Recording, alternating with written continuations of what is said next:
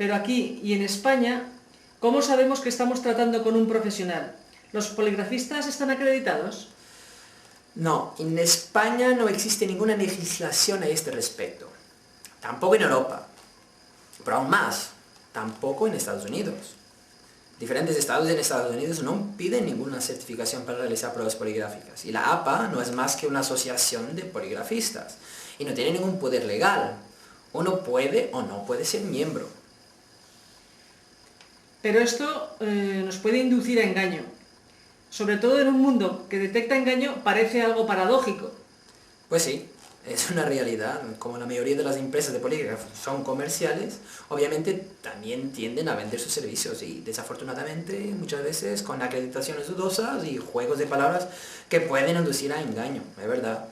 Y como consumidor, ¿me puedo proteger contra eso y puedo diferenciar entre una empresa seria y una empresa menos seria? ¿O entre un poligrafista serio y un poligrafista menos serio? Bueno, sí, hay diferentes maneras o diferentes preguntas que uno se debe de hacer. Bueno, en primer lugar es asegurarse que la empresa cumple con las leyes de protección de datos. Y también hay que fijarse en otras cosas, como por ejemplo, si el poligrafista se dedica a explicar el funcionamiento y condiciones de la prueba poligráfica o está más pendiente de decirle que sí a todas sus exigencias. Y la prueba tiene que cumplir con varias condiciones. Y esas son muy importantes, son muy importantes, y es que por las normas de la APA, si no cumplen con los diferentes puntos que les voy a mencionar, son simplemente inválidas. En primer lugar, el poligrafista tiene que estar solo con la persona que está entrevistando. La prueba tiene que solo tratar un tema.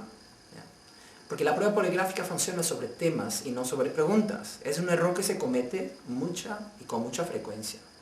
Se deben de hacer un máximo de 4 preguntas relevantes y todas siempre tratando el mismo tema. El lugar donde se realiza la prueba tiene que ser tranquilo y silencioso. Y la opinión profesional al final de la prueba poligráfica tiene que tratar y tiene que ser sobre el tema investigando y no pregunta por pregunta. Porque como ya lo dije, la prueba trata por tema y no por preguntas.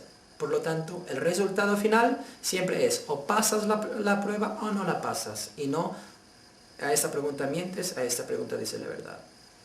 Y por eso, y eso es muy importante y quisiera decirlo, en España nos hemos unido los profesionales en psicofisiología forense para seguir unas pautas que aseguran al cliente la mayor fiabilidad. Entonces, ¿lo que se ve en la tele y en películas no es verdad? Bueno, películas son entretenimiento y así se debería de percibir, y me imagino que el público lo ve de esa forma también.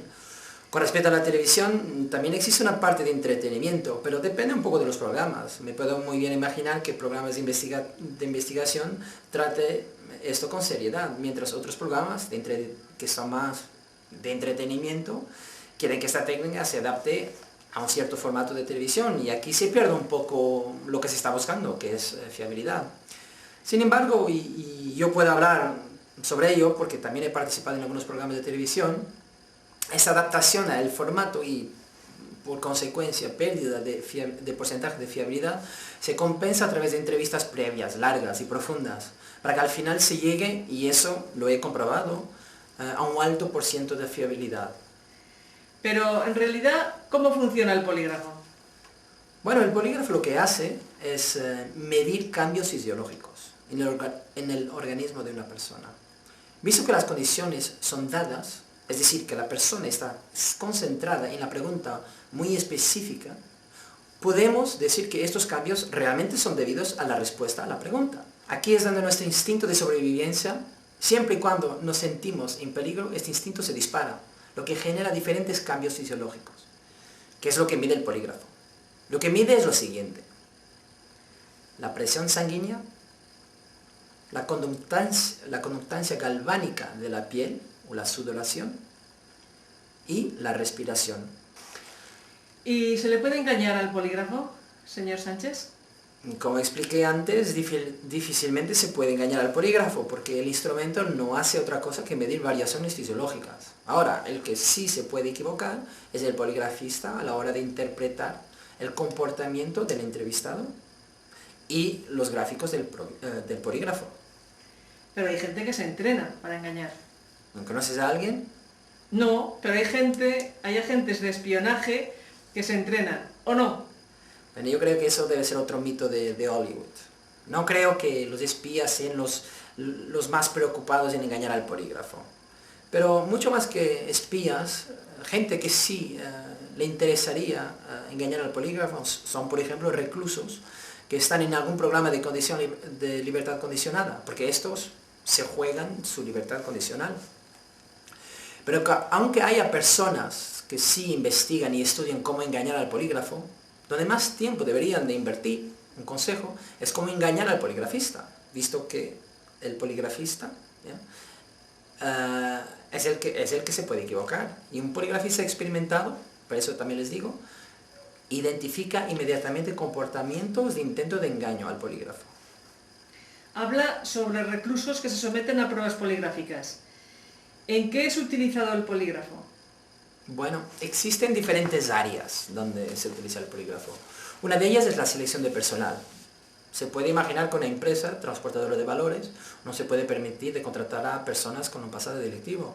En general, empresas de seguridad, pero también otras que tienen que cuidar y manejar bienes de otras personas, no se pueden permitir el lujo de tener personas malintencionadas trabajando para ellos.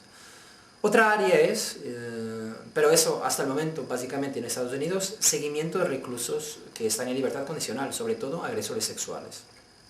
Estas personas se someten periódicamente a pruebas poligráficas para comprobar que están cumpliendo con sus condiciones de libertad condicional, pero también que no están teniendo ningún comportamiento delictivo que puede llevar a eso.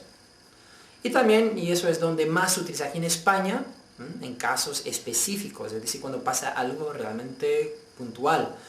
En empresas, por ejemplo, robos, extorsión, espionaje industrial, pero también en particulares, robos, infidelidades, confirmación de veracidad. Bueno, Amabel, te quiero agradecer por habernos esclarecido sobre la psicofisiología forense y el polígrafo. Suerte en la detección del engaño. Muchas gracias.